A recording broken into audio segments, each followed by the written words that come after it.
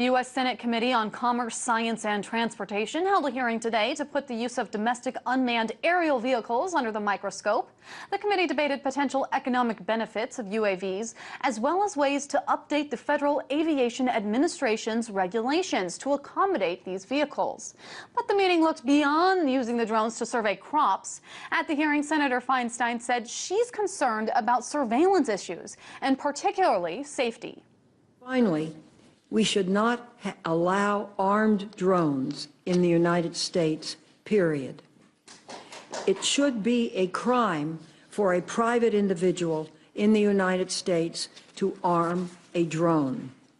The FAA should use its certification and licensing authorities to prohibit armed drones. And no government, state or federal, should use an armed drone on American soil.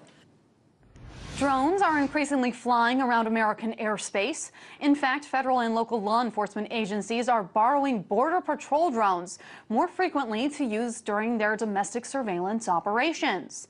The Customs and Border Protection Agency has the largest drone fleet outside of the DoD, and now we know it flew nearly 700 surveillance missions on behalf of other agencies between 2010 and 2012. That's according to documents released by a Freedom of Information lawsuit filed by the Electronic Frontier Foundation. And over those 2 years, Border Patrol drones were also increasingly supporting undisclosed local and state law enforcement operations as well. But it's not only the sky you should keep your eyes on to spot one of these unmanned vehicles, that is.